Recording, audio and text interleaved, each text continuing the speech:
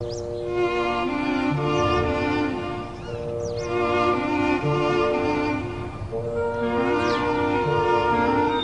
Mrs. Catherton. Can I come round and show you the pamphlets for the fete? Yeah. Just let yourself in, OK? I've just got to do a piece to camera. Oh. See you later.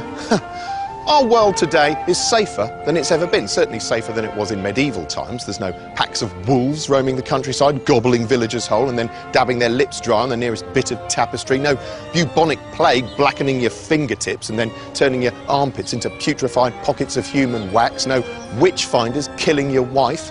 These days, we've got it easy, and there's ever so little to be frightened of. But the moment they appear on TV, even the quaintest surroundings can suddenly seem dramatically more dangerous.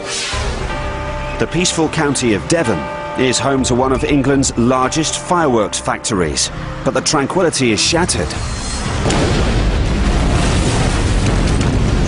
when a tiny spark sets off £18,000 of explosives.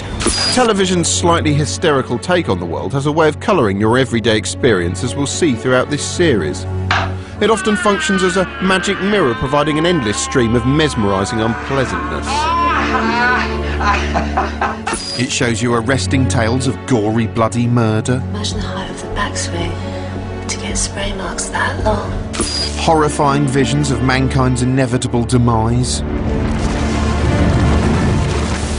Eerily disturbing imagery designed to sell you protection. So who knows what your family could be eating? And more petrifying news coverage than you can shake a fear stick at. Is Britain sliding toward chaos? No wonder all these people are so terrified on the inside. They're not even safe in their own homes as they sit there staring at a machine that warns them worse is to come. This week, how TV ruined your life by shouting boo in your mind. Don't say it didn't, it did.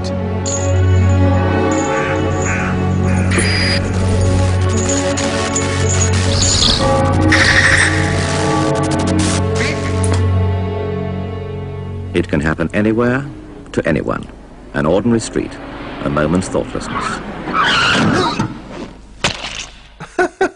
That's a characteristically cheerful public information film, or PIF, one of many thousands of government-approved mini-horror movies designed to fear you into not going all dead.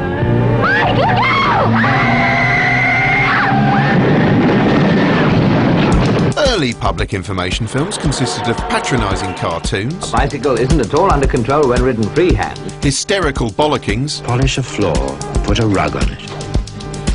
You might as well set a man trap.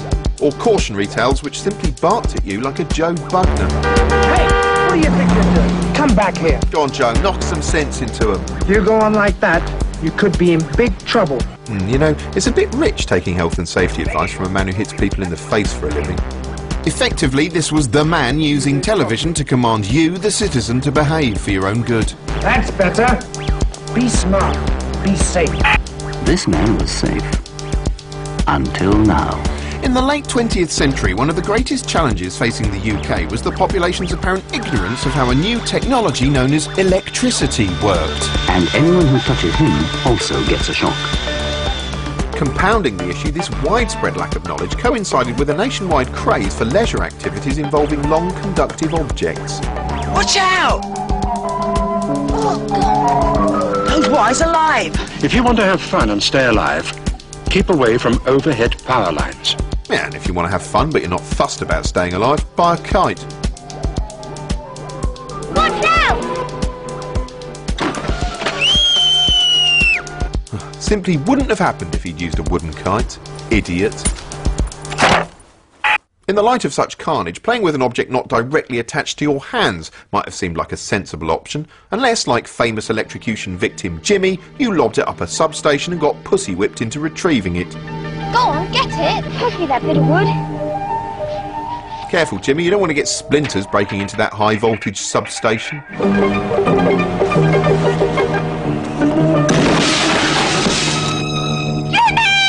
Oh yeah, now you cry. A minute ago it was all, oh, go and get it, Jimmy. Oh, do it for me, Jimmy.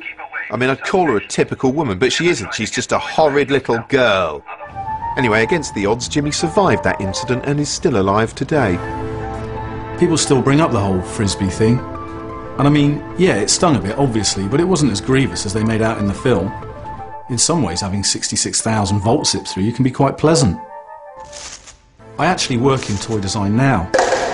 We're trying to create a less aerodynamic frisbee to protect future generations. Me and Sal are still together. We really bonded after the accident, much as my trainers bonded to my feet due to the intense heat generated.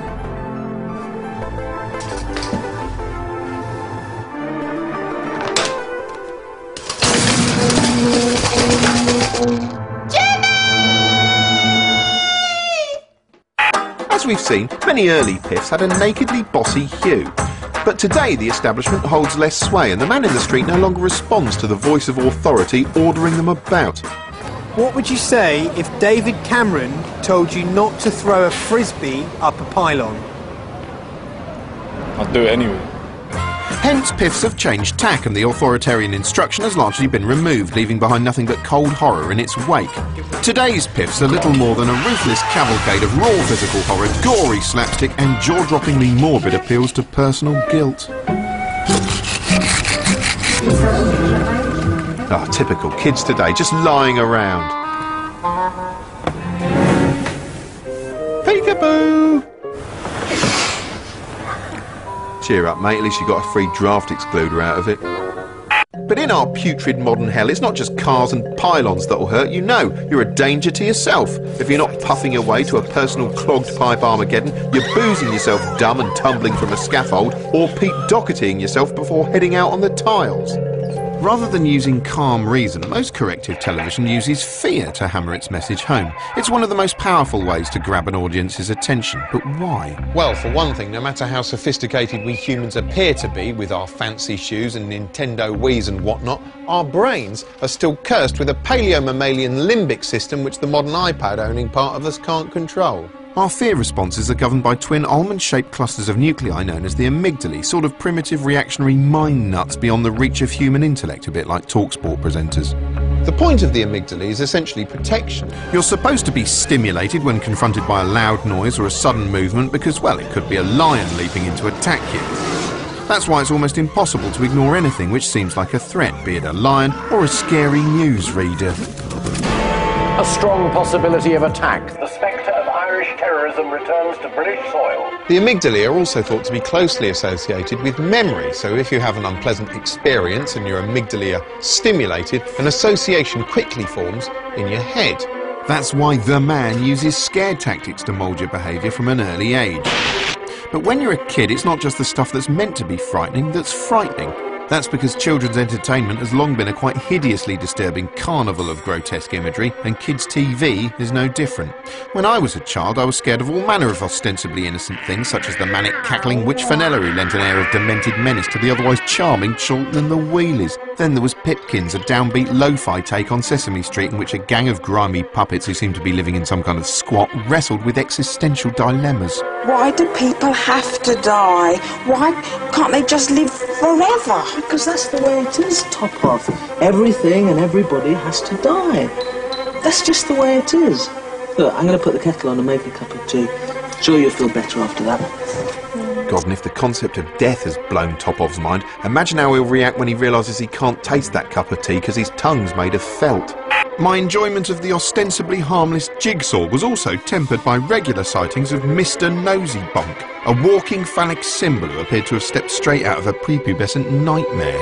A lot of kids' TV was so creepy it sometimes seemed the people behind it were deliberately trying to scare the viewer with eerie imagery, and the scarier a kid's show was, the more likely it'll have lodged in our collective memory. I'm talking, of course, about Orlov. Do you remember Orlov? He was a kind of egg-shaped thing.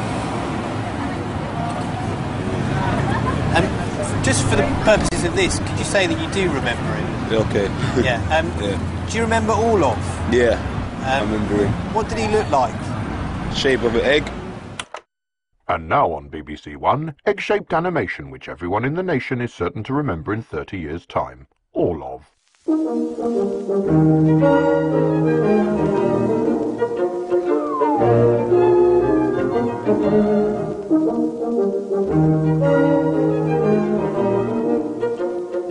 Ah, Orlov.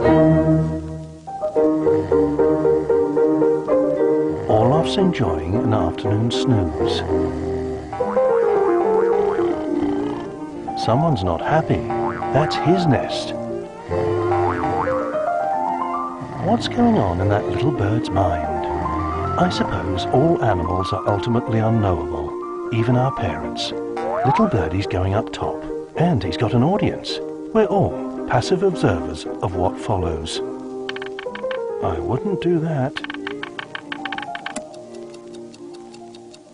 Now, everything is over. The actors leave the stage.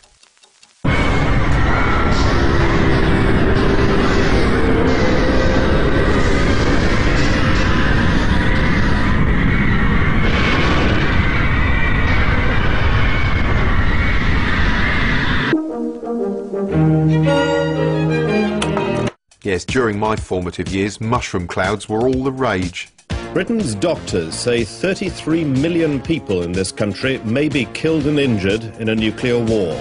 To my babyish eyes, it seemed every news bulletin consisted of nuclear paranoia, Mrs. Thatcher, blood-curdling statistics about the inevitable apocalypse. And the only people trying to stop this madness seemed to be kindly dinner ladies and lofty off EastEnders. If we have got peace camps, non-violent direct action outside every nuclear base in this country, they can't shift us. Yeah, except maybe with water cannons or tasers or bulldozers, or I suppose they could always just walk in and physically pick you up. What I'm saying is they can shift you. Despite the high stakes, however, it was hard for the average viewer to picture a nuclear war. I mean, we'd seen what happened in Hiroshima, but that was black and white and crackly and seemed to mainly affect Japanese people living in the 1940s, so it didn't really count. What the average Brit needed was a no-nonsense visual guide to what could happen, and hallelujah, that's precisely what they got. In 1982, the BBC broadcast a QED special called A Guide to Armageddon, which simulated the consequences of a 1 megaton nuclear bomb going pop a mile over St Paul's Cathedral. Apparently, the heat alone would be inconsiderate enough to slightly damage the cross on top of St Paul's, spoil a few windows, leave a Bible looking dog-eared, slightly devalue the contents of the National Gallery and boil the Serpentine a bit. It would be bad news for anyone who enjoys not burning to death in an incinerated car or bus, and even if you live 4 miles away and were hiding indoors, it was probably going to go down as one of your least favourite afternoons, especially if you've been looking forward to reading Woman's Own. In fact, if you were even vaguely nearby, your body would frazzle like a carbonised lamb chop unless you were standing as far away as Wimbledon, at which point at least one of your eyebrows would survive. Yeah, it looks pretty nasty, but the ladies love a war wound, yeah? You'd be beating them off with a stick. Albeit a burnt, smouldering, radioactive stick. Anyway, in case you're worried the situation seems hopeless, the show went on to highlight some of the defensive measures the average 1980s couple could take. Following the Helpful Protect and Survive pamphlet, the duo whitewashed their windows and construct a bijou shelter under the stairs, perfect for enjoying a cup of tea in. And they fared pretty well. The whitewash keeps 80% of the heat out. There may be fires in unprotected houses nearby, but Joy and Eric should survive. At least for 17 seconds. After that, the blast demolishes their terrace of houses. The QED Atomic Splattacular proved so entertaining it convinced the BBC to make Threads, possibly the most frightening drama ever broadcast on British television. Threads graphically depicted how a nuclear bomb could cause millions of pounds worth of improvement to Sheffield's architecture. The moment of detonation itself was brilliantly realised, rammed with stark, horrifying images that set amygdalae across the nation lighting up like the residents of Sheffield. Jesus Christ, Donny. And then just when you think things can't get any worse, they do. Because Threads keeps going, trudging into the grim aftermath as Sheffield is transformed into an almost Plymouth-style wasteland in which people eat rats like they're cream buns and the cast of Last of the Summer Wine is hopelessly depressed. And even Ron Weasley isn't safe. I guess if Threads had an overall theme, it was, oh shit! The next morning, BBC reporters descended on Sheffield to gauge how the locals reacted to seeing their homes and workplaces destroyed. I quite enjoyed it, actually. Enjoyed seems a strange word to use of such a harrowing play. Yeah, it may be, but I didn't find it frightening at all. At around the same time, the Americans had a pop at nuclear drama themselves with the vaguely more upbeat The Day After, which starred Steve Guttenberg in a tale of everyday burning, screaming Americans. Just like Threads, it depicted billowing mushroom clouds, which looked a bit like the world's grooviest lava lamp. And a hilarious sequence in which a kiddywink gets a bit too much nuclear war in his eye. Anyway, Steve Guttenberg survives by hiding in a shop. Although the radiation does leave him looking a little less cocksure by the end. After US President Ronald Reagan saw this, he wrote in his diary that it was very effective and had left him greatly depressed. And not long afterwards, the superpowers adopted a policy of arms reduction, culminating in the signing of the Intermediate Nuclear Arms Force Treaty in Reykjavik. So in summary, Steve Guttenberg saved the world. Thanks, Steve! Don't make any more films. Thanks to Gutenberg's selfless sacrifice, today's world isn't facing all-out nuclear war between two superpowers, yet it feels more chaotic and perilous than it did back in the 80s. Perhaps because the presentation of current affairs has become more chaotic and perilous. It's almost a hyper-edited, real-time televisual thriller. Tonight, can the world come together to confront a rogue nation? Today, tuning into the news is like looking directly into the face of terror. A chilling new look tonight at the face of terror. Video of a suicide bomber smiling for the camera as he gets ready for his deadly mission in Afghanistan. This is like a Jihadist 24. It's got that tension in it that you can't really turn yourself away. And you can't really turn yourself away because you're biologically programmed to pay attention to any potential threat.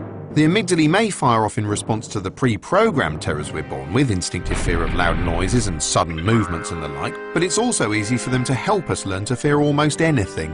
Television can certainly condition you to be frightened of all sorts of things. For example, dark city streets. Most of the dark city streets you see are on television. And what's happening in them? Well, usually something awful like a mugging or a murder, or at best a horrific sexual encounter involving a tramp and a bull mastiff if you're watching German television.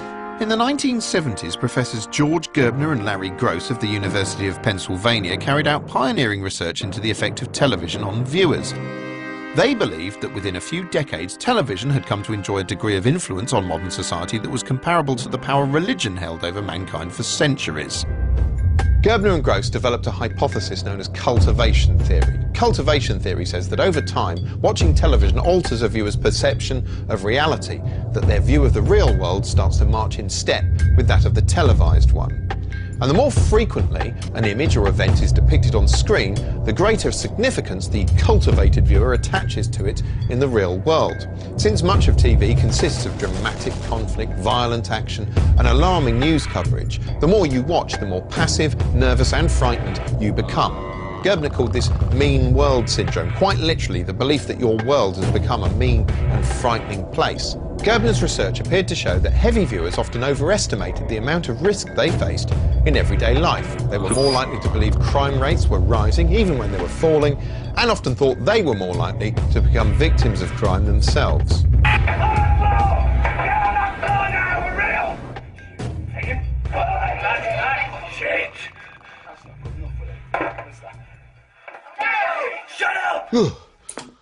And switching it off doesn't make you feel any safer, because now that's shut up, you're more aware than ever of the glowering silence all around. What's that? Hello? Hello? Is there someone there? I'll call the police. Oh, piss. Crime Watch began in 1984 and was originally fronted by concerned parental types Nick Ross and Sue Cook. They were assisted by an aquarium full of coppers and a duo of plausibly stilted police presenters. This knife is believed to have been used in the attack. But the real stars were the accompanying gallery of apparently furious and anonymous men perpetually glaring at you, like the participants in a special Strangeways edition of the board game Guess Who. Slightly more realistic suspects and actors peopled the rest of the show, popping up in murky CCTV footage and posing for reconstruction snaps like they were modelling the latest in fashionable crimeware. The most frightening crime of all is, of course, murder. Oh, God! And there's no danger of a TV murder shortage anytime soon. Not that regular murderers are dangerous enough for the televised world, where they're routinely depicted as criminal geniuses playing a diabolical game of cat and mouse with a troubled police detective wearing the worried expression of a bloodhound opening a court summons. Yes, according to television, most killers are artisan killers whose every offering deserves to be analysed for literary merit, and they're markedly more vicious than almost any of their real-life equivalents. Take the maniac running riot in the inaugural episode of the dark, moody Wire in the Blood, which featured a madman who specialised in creating diabolical implements of torture in the most upsetting Blue Peter makes ever captured on tape. Oh, I've got one of those actually. It's the IKEA Speichen set. Like the best TV monsters, this killer also sent tapes of his victims to taunt the police. We've just received this from the post room addressed to Bradfield CID. Hi. I'm Police Constable Damien O'Connell. Hi Damien, how's it going? Oh, not so good then. Typical police, sitting on their arse. Of course, most real-life murderers aren't unstoppable artistic killing machines, but somewhat pathetic individuals who've done something awful in an ill-thought-out panic. And most of them simply don't know what to do after committing their crime. It's not like there's an advice hotline they can turn to. Welcome back. Now, if you've just joined us, the former Beast of Brighton, rehabilitated murderer Ashley Studd, is answering your queries. So if you've just killed somebody, do call in. For now, on line 3, we've got Sue from Gosforth. Sue, what's happened? God, it's everywhere. I mean, there's blood everywhere. I can't feel my hands. I don't even know if these are my hands. Well, Sue, take a step back mentally. Catch your breath. Quieten your mind as much as you can. So, you've literally just murdered someone, have you, perhaps? Yeah, I think... And everything seems a bit unreal. Yeah. Well, that's normal. That's absolutely what I'd expect to find. His eyes open. His eyes open. Never mind his eye. That'd stay open even if you sawed his head off. Have you got a top on, a blouse, or... I'm in a T-shirt. OK, what I want you to do is take it off and drape it over his face. That'll stop you looking in his eye. And we've got to get rid of the clothing you're wearing anyway because of DNA. Can you do that for me?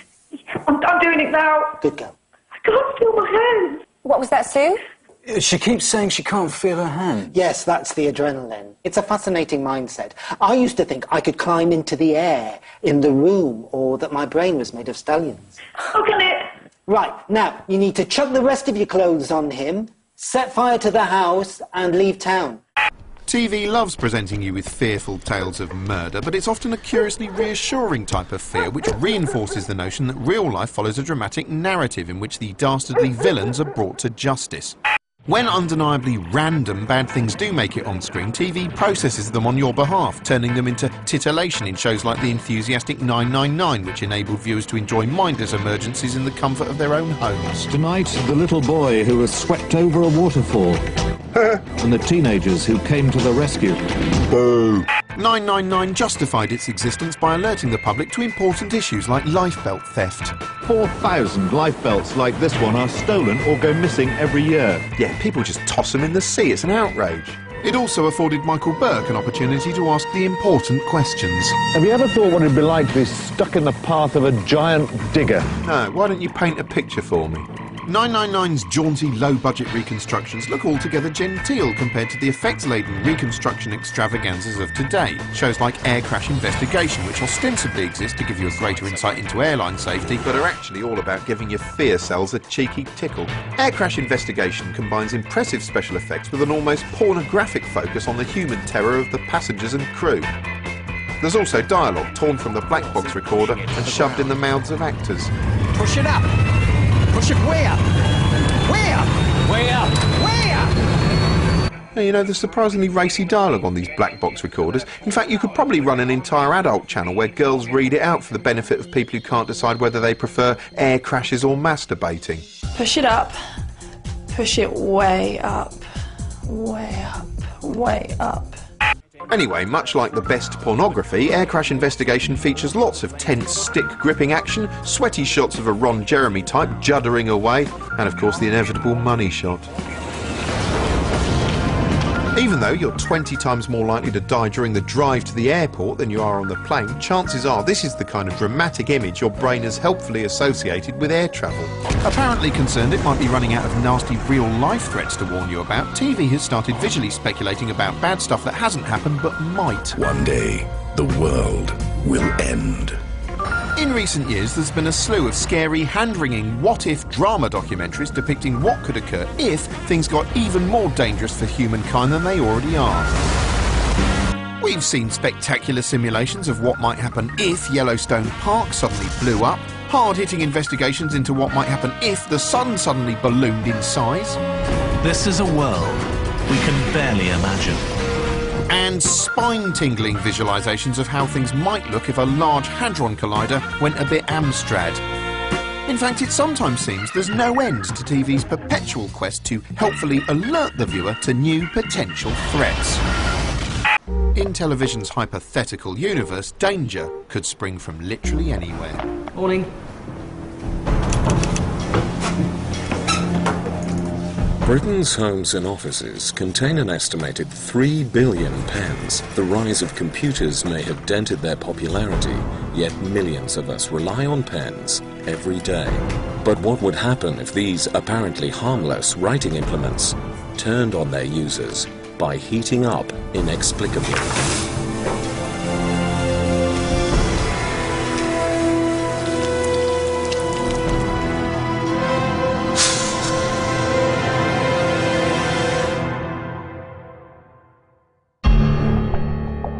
Written communication is one of mankind's greatest achievements. It evolved over centuries, yet today we take it for granted. If our ability to produce handwritten notes were to be affected by an unexpected increase in pen temperature, it could have grave consequences for every man, woman and child on the planet. By 10 a.m., manual writing implements nationwide are being hastily abandoned. There are widespread injuries, with casual office doodlers amongst the first casualties. In the markets of Soho, stallholders can no longer price up their vegetables. Fortunately, in today's modern workplace, forgoing pens isn't the hindrance it once was. But by lunchtime, the heat is spreading to computer keyboards. If typing became impossible, or at best extremely painful, it would transform the online world in an instant. Internet speech would become even more incomprehensible and angry than ever. Anxious citizens turn to news networks for information. But with no typewritten text on the autocue, news anchors are powerless to help. The government calls an emergency meeting to grab hold of the situation.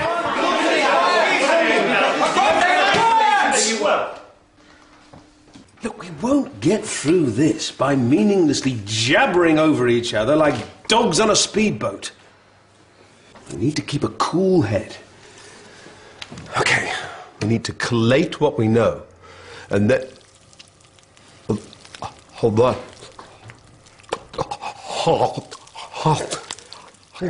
Disaster strikes at mid-afternoon as people's voices start to get hot.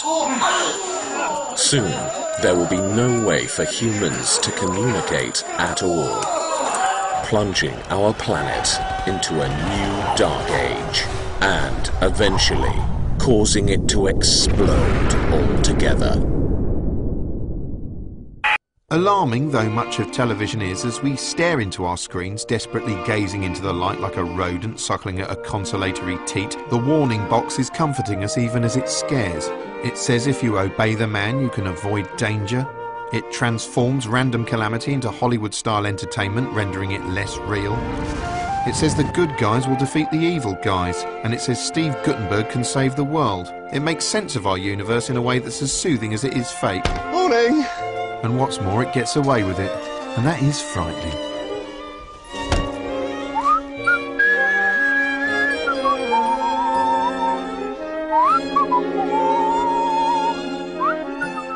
Hugh Dennis and some of the freshest comedy talent around play fast and loose with improvisation, Friday at 10 here on BBC Two. And to have a laugh now, BBC Three is the place to be with the lively Coming of Age gang.